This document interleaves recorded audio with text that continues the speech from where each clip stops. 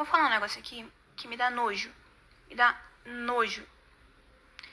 Que é de mãe de pessoas autistas, nível 2, nível 3. São pessoas que precisam de maior auxílio, tem maior questão de desenvolvimento, tem questão... tem outras comorbidades que agravam o quadro do autismo. E essas cachorras, porque pra mim isso é cachorra, chega e expõe o filho em crise na internet.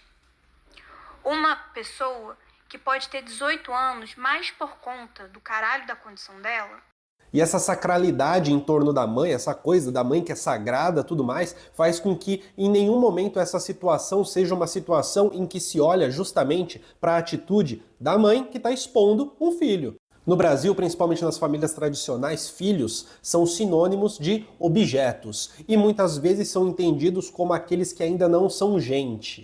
Justamente por não serem gente, meio que não tem direito, né? Não é sujeito de direito ali no trato do cotidiano.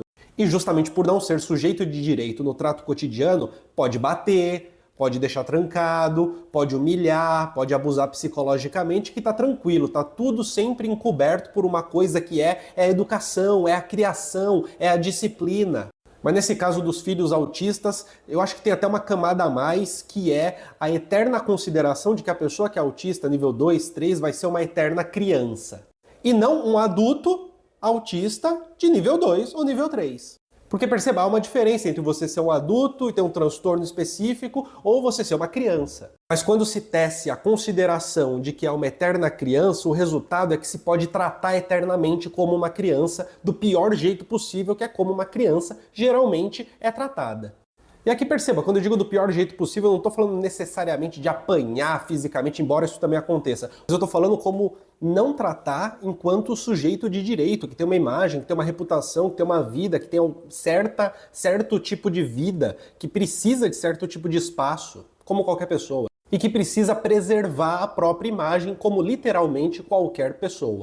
Deixa eu aproveitar e mandar um recadinho rápido. Participe da comunidade do Colunas Tortas, tem acesso ao nosso grupo exclusivo do WhatsApp, em que a gente troca uma ideia sobre crítica social, teoria social, algo mais próximo, a gente se diverte junto e tem acesso a vídeos exclusivos e a todas as lives que acontecem aqui no Colunas Tortas. Assim você contribui para o canal continuar vivo, contribui para que eu continue fazendo esse trabalho e ganha acesso a elementos exclusivos só para membros. Agora bora continuar com o vídeo. Mas o que me pega muito disso também é como que acontece a construção da narrativa desses vídeos. Eu sei que as pessoas, elas não necessariamente são preparadas para as coisas, eu sei que pode ser difícil uma convivência, mas me interessa muito a narrativa desses vídeos. E assim, eu não sou psicólogo, não estou aqui para analisar o sofrimento da mãe, isso não me interessa outras coisas. Me interessa como que existe uma narrativa muito bem construída para que a exibição do filho em surto seja a exibição de um problema que não se consegue aguentar, um fardo que se carrega na vida.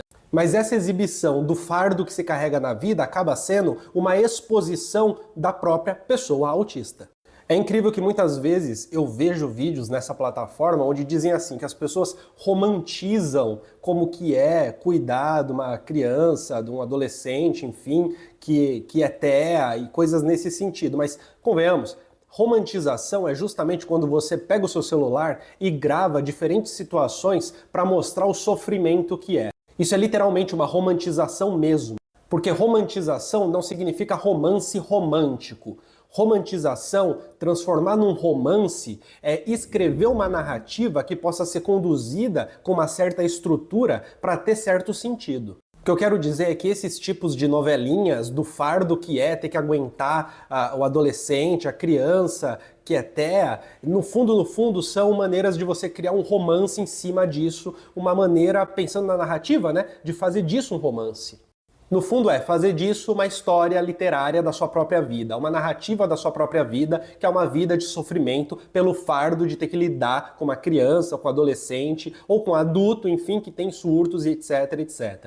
Novamente, né, não estou botando uma culpa individual De novo, isso não me interessa particularmente, não é sobre isso que eu falo aqui, mas me interessa muito compreender como que o lugar específico em que a pessoa autista está situada, principalmente nível 2 ou nível 3, o lugar específico em que ela está situada faz com que ela possa ser instrumentalizada ou transformada em objeto e exibida na internet, tendo a sua imagem exposta na internet, e tá tudo bem.